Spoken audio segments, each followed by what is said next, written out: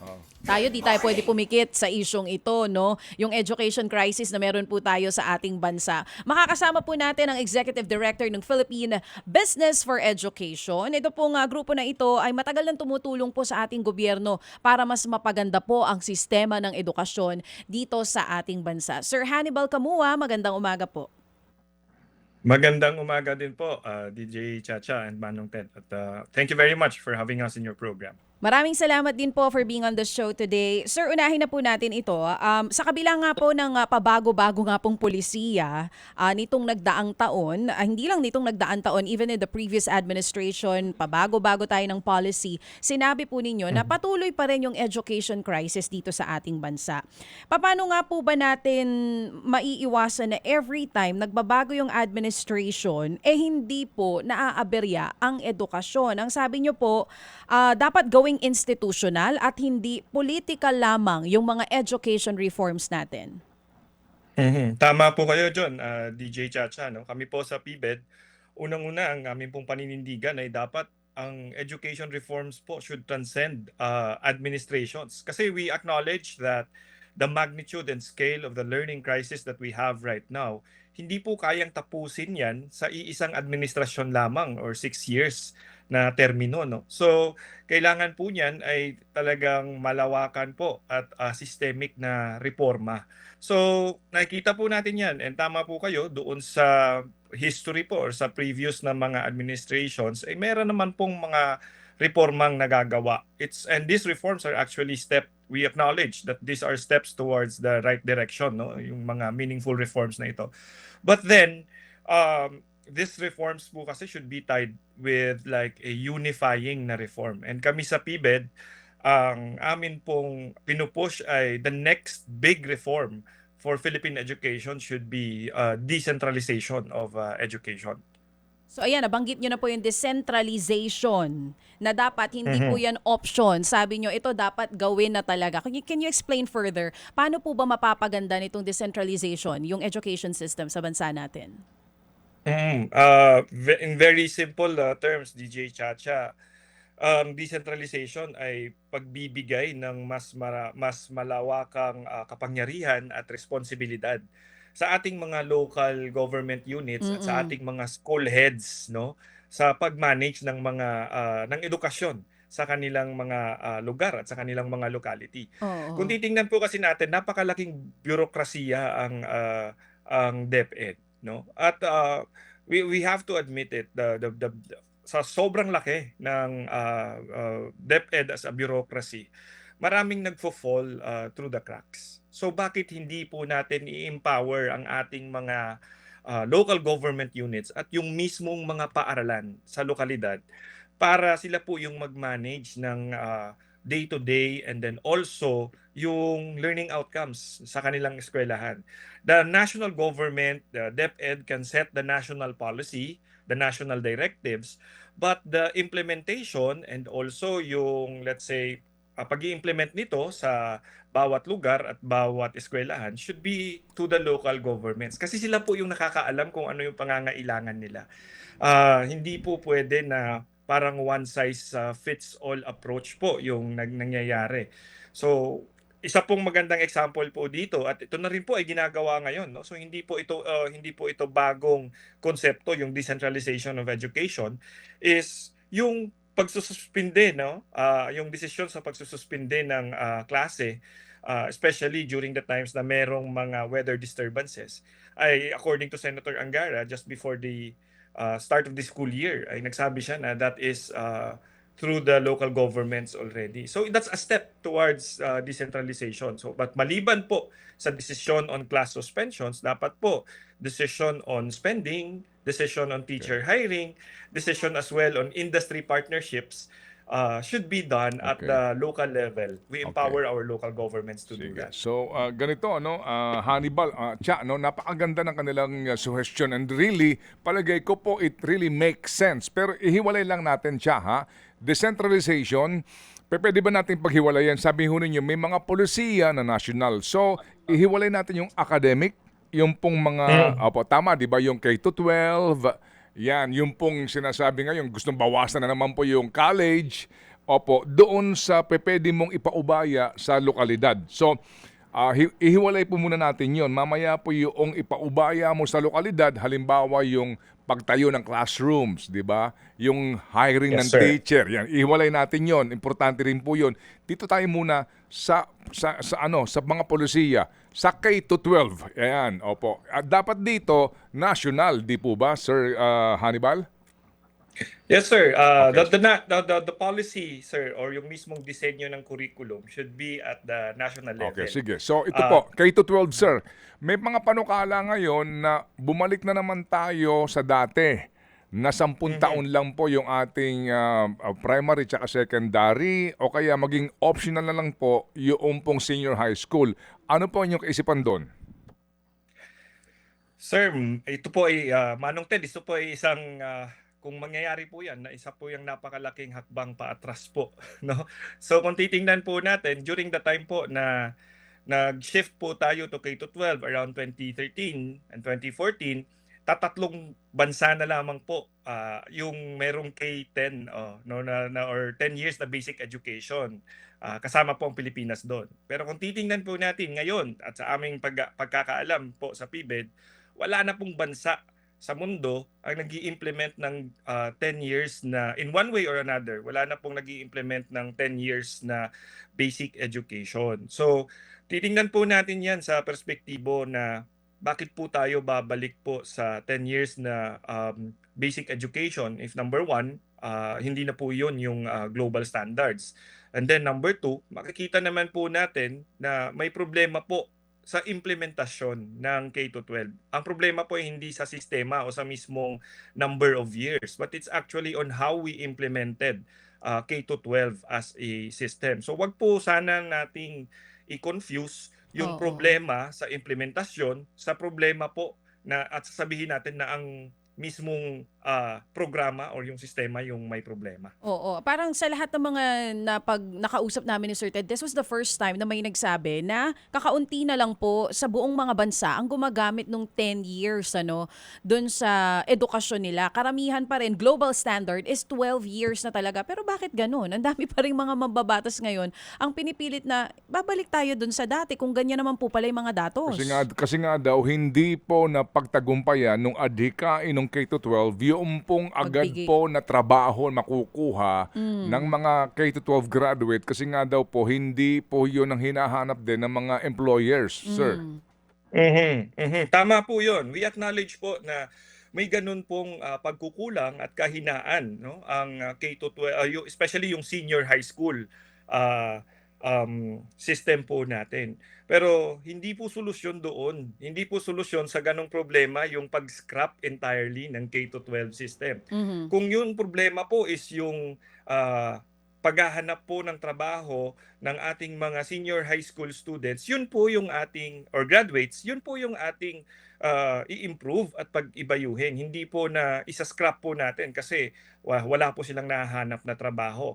Kami po sa PBED, ang nakikita po namin na low-hanging fruit po dyan, ay kailangan i-align po yung senior high school curriculum at yung disenyo po ng kanilang work immersion program sa kung ano po yung pangangailangan ng industriya. Especially po yung mga high employment generating sectors po natin. So, dapat po naka-align po yung curriculum at yung design po ng kanilang work immersion sa kung ano po yung mabilis na makakapagbigay sa kanila ng trabaho pagka-graduate nila. Maliban po sa employability skills, dapat mag-focus din po on common po, no, and cross-cutting ng mga workplace skills katulad po ng critical thinking, communication, uh, and of course, basic literacy and numeracy. Kung titingnan po natin, again, nagkakaroon po ng confusion na K-12 na, nasa grade 11 na, grade 12 na, hindi pa rin marunong magbasa. Actually, the problem with that is not on on the 11 and 12. It's in the early years of Opo, sa education. basic Doon po sa education. kinder Opo. hanggang grade 3. Sige, Opo. opo. Sige, sir. Sir, so sa mga puntong ito, kayo naman po nakukonsulta, di ba, ng ating mga policy makers? Kayo naman po nakukonsulta sa mga public hearing involving DepEd rin, di ba? Yes, sir. Yes, sir. Kasama po kami sa mga ganitong consultations and we actually remain with our stand na hindi po Okay. solusyon yung pag-scrap ng K-12. Sa katunayan, Manong Ted, DJ Chacha, may singit ko lang, na meron po kaming joint statement na pirmado po ng almost 60 organizations and schools association po in support of K-12 na ang pinupush po ay i-improve ang K-12 and not to scrap it po. Okay, ano ang inyong stand naman dito sa 3 taon na lang ang college na panukala naman? Well, Manong Ted, if nakikita po natin na nagkakaroon ng trend, no, na the policy direction or yung mga naipapanukala is yung iksian, yung number of years. Siguro, Manong Ted, magandang tanungin is basically, yun po ba talaga yung solusyon sa pagpapaiksi po ba ng number of years of education? At yun po ba yung solusyon sa learning crisis natin? Kasi kami sa PIBED po, kami naniniwala na dapat ang tutukan po is hindi yung pagpapaiksi ng number of years of education, kundi yung pag-improve ng curriculum, pag-i-improve ng ating mga pasilidad at pag-improve ng ating mga teachers para mai-execute po nila at maituro ng tama yung ating curriculum. Kasi kung titingnan po natin, ang problema po natin ay learning outcomes.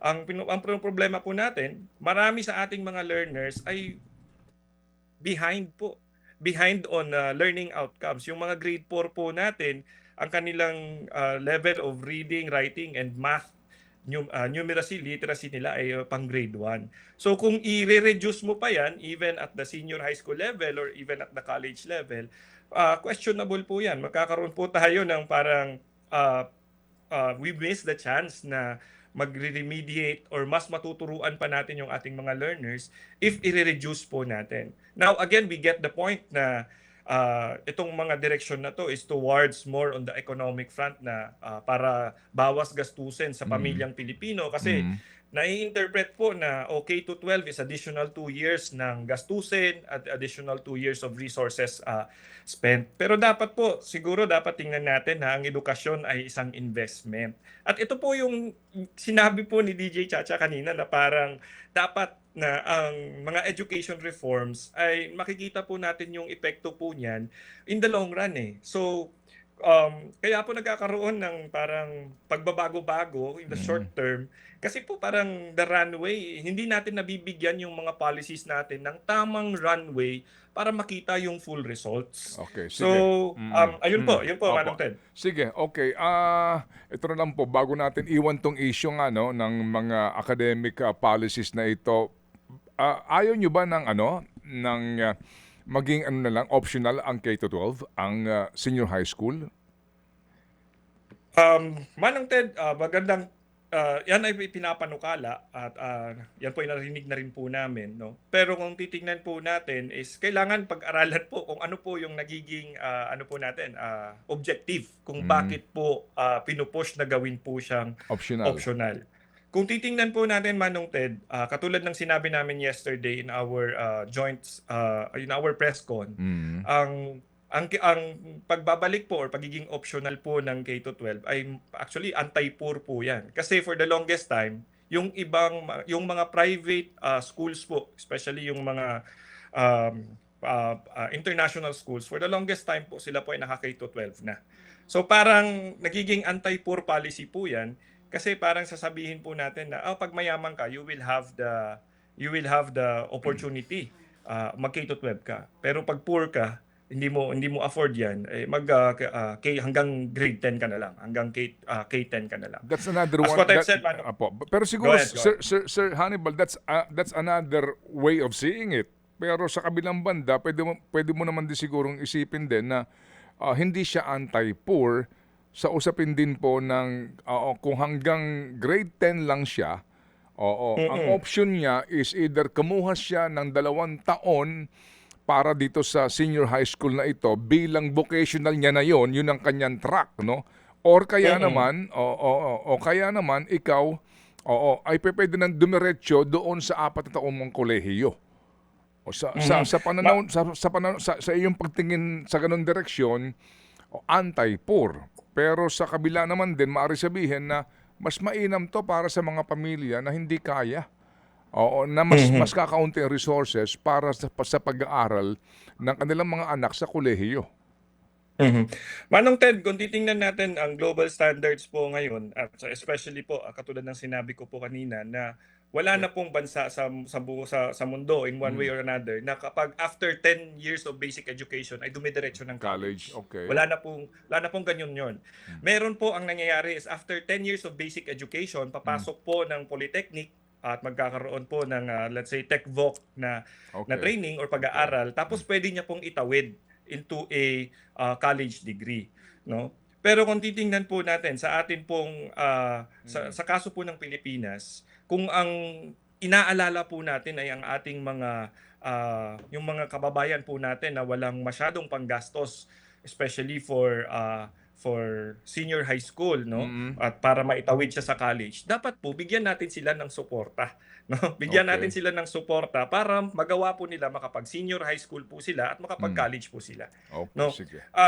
Pero I remain po with my stand na kailangan pa ng mas masusing pag-aaral, and it's actually part of the improvements na Opo. pinag-iisipan po on the senior high school program. Okay, sige. So sa inyong palagay, sabi nga Cha, to end this particular subject matter, dapat magkaroon pa ng pag-aaral and give it more time to improve and give it more time para makuha talaga yung gustong mangyari ng yung adhikain ng batas, Hannibal, Yes, to be sir. more Yes, sir. specific and Yes, sir. clear about. Okay, sige. So ito na lang, Cha, yung decentralization.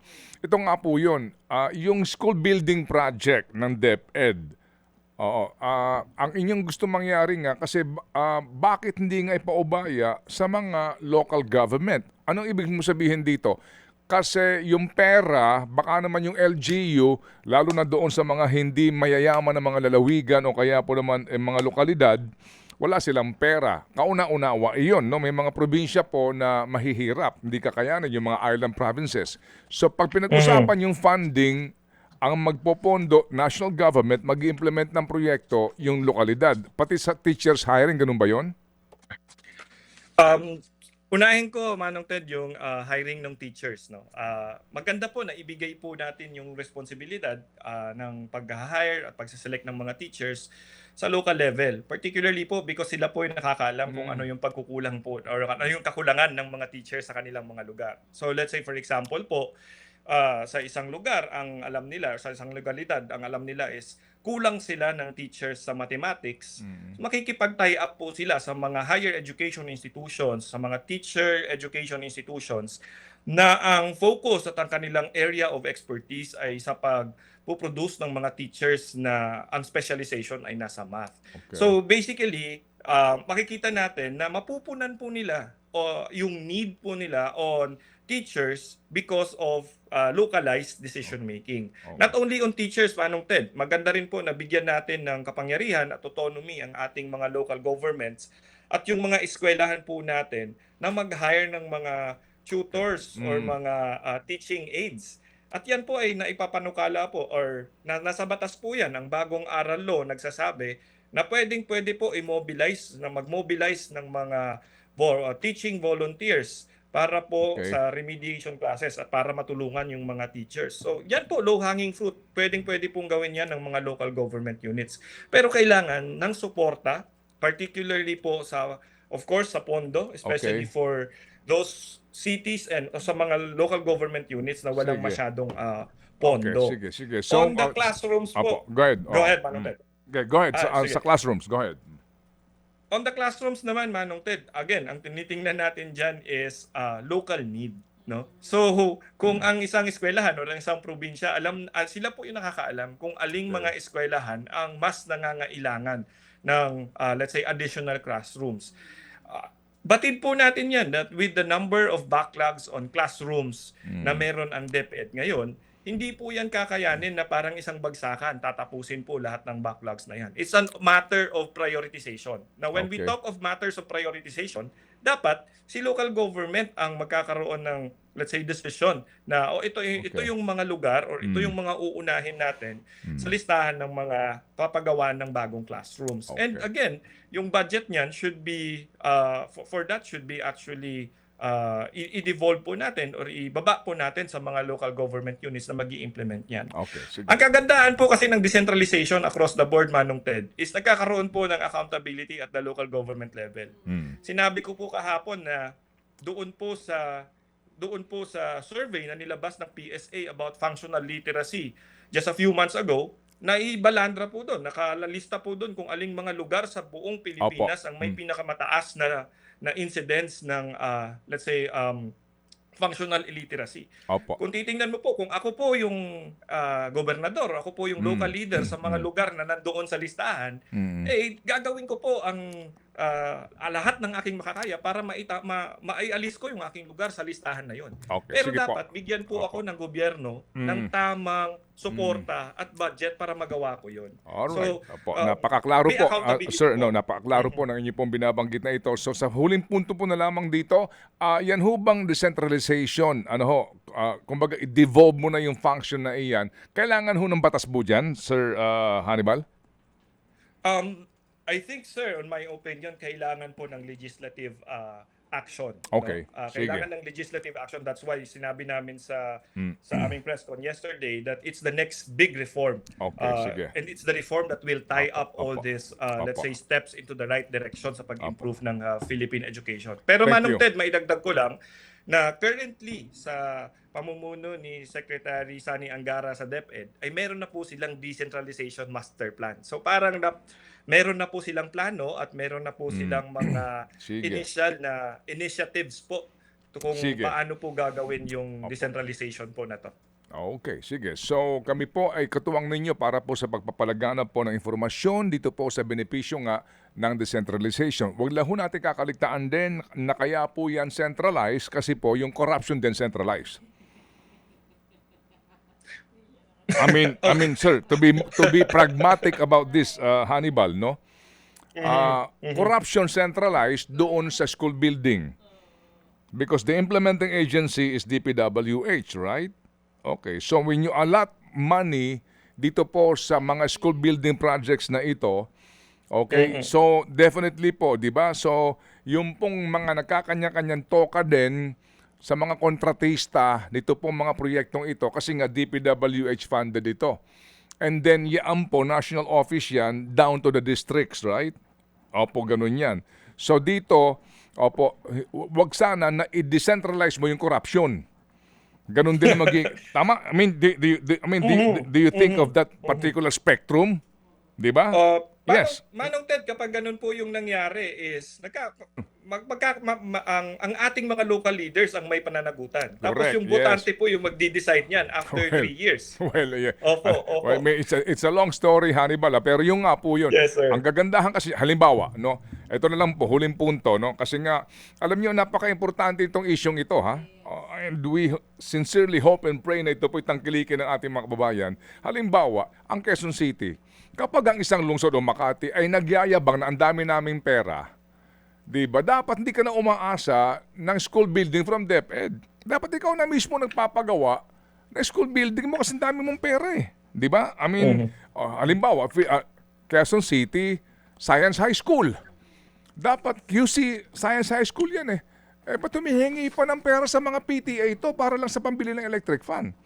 You know what I'm saying? At lahat ng public schools, ganyan. Ang isang lungsod na nagyayabang na nag-aawak-awak ang kanilang pera, dapat sila na nagpapatayo ng mga building para sa kanilang paaralan. Hindi ka naasa ng DepEd. Ito yung Ayun yung sinasabi niya sa decentralization. ito yung prinsipyo LGU noon. na, oo. Opo, yung LGU na ang kanila pong declared income, lalawigan ng, for example, Bulacan. Yan yung mga nagyayabang eh, di ba? Sa billboard nila, ang dami nilang pera. So, di ba? Tama ba yun, Hannibal? Oh. In a centralized model, Manong Ted at DJ Chacha, nakikita natin na may ganun nga po. No? May mga local government units na marami talagang pondo at meron din pong local government units na wala or kulang Yes, talaga correct, yung pondo. correct. Di ba? Pero kapag ang deklarasyon mo, ang dami-dami mong pera, dapat ikaw na mismo ang gumagasta para doon sa pangangailangan ng iyong mga mamamayan sa edukasyon.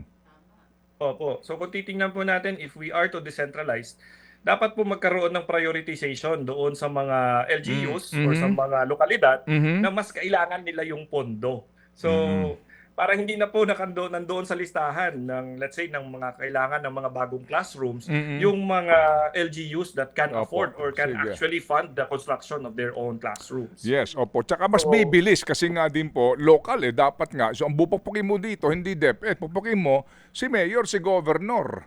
Opo. Oo. Na siya, Opo, na siya, tama na po siya yun. nagpapagawa ng school building. Yung contractor, halimbawa, kasi ngayon, DepEd ang contractor nila eh. So may school building dyan, project ni Congressman, nawala na yung kontratista, natenga yung proyekto, walang kinalaman si Governor, walang kinalaman si Mayor. Kasi ang project kay Congressman, national. Oo. Correct po. O, diba? So, okay, sige. Parang Sir Hannibal, sa akin last na lang, ang ganda ng mga punto ng PBED, pero sa dulo, kahit decentralized tayo, kung ang tindi pa rin ng korupsyon, wala pa rin mangyayari.